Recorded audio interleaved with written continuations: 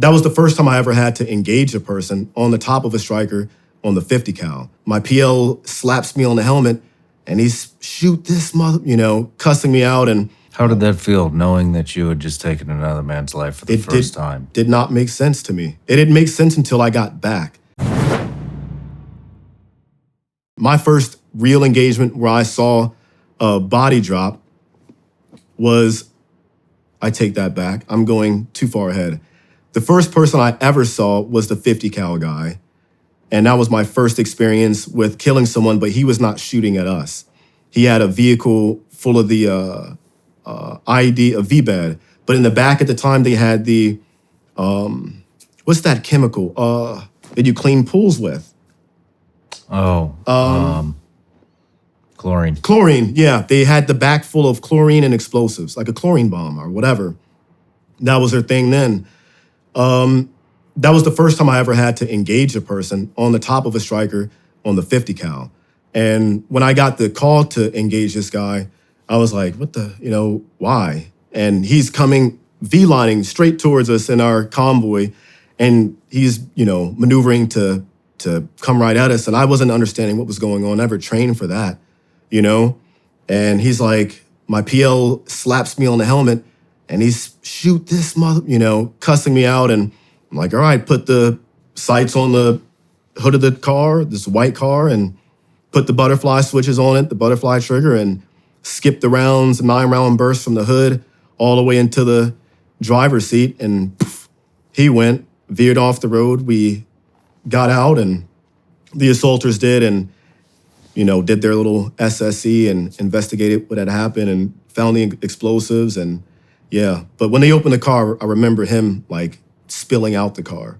How did that feel, knowing that you had just taken another man's life for the first time? Did not make sense to me. It didn't make sense until I got back and I went to sleep. And that's when I had my first weird dream of, like, I didn't feel anything. It didn't feel real because it's not what I expected. I thought it was going to be like in the movies, Big decision-making process? Yeah. This was like, I'm not even being shot at. This guy's just driving at us at a high rate of speed. And I didn't train for that, And yeah, it was a weird feeling. I didn't have a disconnect. I didn't feel anything.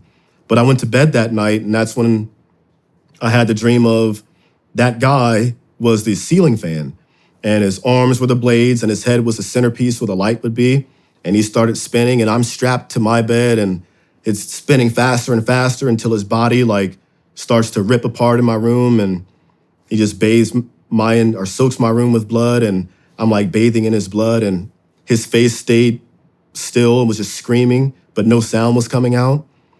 And that's when I was like, oh, I guess, I don't know what I just felt, I woke up scared, but I guess that was the first real moment where I had a chance to say to myself, man, I killed someone, But after that, it was like, not a normal thing, but it was, as a machine gunner back then, it was a lot of shooting, a lot of, a lot of laying down fire during ambushes and things of that nature. So it was different, but it was not what I expected. The first time I shot someone with an M4 was, I was hanging out the hatch of the striker, and my guys were just, the assaulters were in this, it was almost like a trench warfare scenario where they had this trench thing. There were foreign fighters, and they had this trench system that the assaulters had to fight through. My vehicle blocked off the portion of the road so they couldn't skirt across. One guy did, and I remember I'm parked next to another striker, Rico 2 or whatever, and I remember him looking at this guy, and he puts his laser on the guy, and his floodlight, when his floodlight hits him, that's when you see the AK. And he's running back looking at our guys, and he's running with an AK. That guy starts shooting, my guy starts shooting at him. So I'm like, well, we got to light this guy up. And my first time doing that with an M4, I hit the safety, or not the safety, I hit the mag release on the side of my M4. Mag falls out, click, boom, one bullet comes out, hit the guy in the back, and he falls down, tumbles, and And that was like the first experience I had with shooting a person and seeing the laser go on the guy and pulling a trigger and watching him collapse. But I wasn't like the sole contributor. I don't think I killed him myself. It was a joint thing where he was being shot up by... Lots of lasers. Yeah. It was my first experience, but with that though, But I don't contribute to, no, my bullet did. It was a few lasers lighting this guy up. Yeah.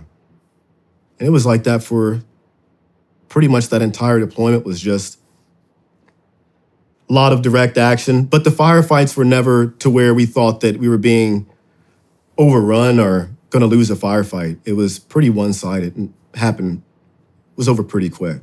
Did you guys lose anybody on that first deployment? No, we did not. We lost somebody in a different platoon. I believe second platoon. We lost one guy during an IED blast that blew up his striker, and a nut that goes onto one of the screws in his striker blew and punctured the back of his back and went through him, and he bled out. That's the only guy we lost on that deployment that I knew. Sounds like a very kinetic deployment. Yeah. Most of them were, except for one, and that was working with SEAL Team 6 in Jalalabad. And that's the difference, yeah. I got my... It wasn't fun. We'll get there. Yeah. We'll get there. So you do a 90-day deployment, about 120 raids or ops. What is it that you think... I mean, if I remember in your outline, we talk about that your first... I mean, how did you gain your guys' respect? What was it about you that... I went along with the program. I just fell in line. I didn't... I got in trouble for stupid new guy drunk stuff that everybody was getting in trouble for at the time. Barracks fights and stuff like that. Or one time I mouthed off to a team leader because we just got back from Kentucky. We were doing some air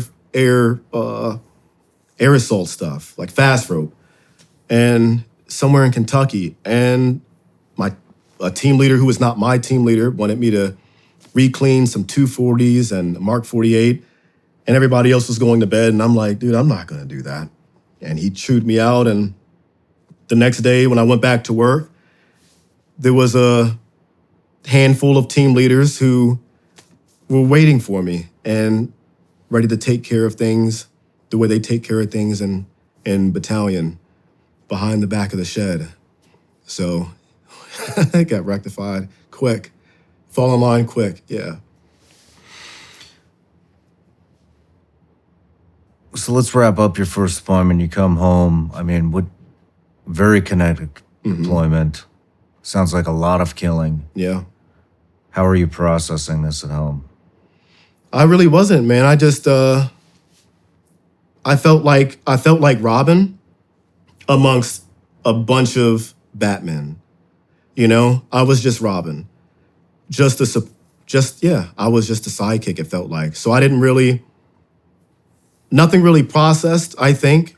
It happened relatively quick, and I got wasted, to be honest with you. That was the first thing we did when we got back, was just drink and drank and drank and drank for 2 days of binge drinking. And as soon as you're done that, you're back into training. There was no time to... We had 2 weeks, 13 days. We're allotted 2 weeks per year, 1 month per year. So 2 weeks before deployment, 2 weeks after, you're allotted for that. So, yeah, I went home to Maryland, stayed with my friend, did some cool stuff, I guess. Got drunk and just hung out with friends. I didn't really think about too much of anything. I didn't have bad dreams or anything like that.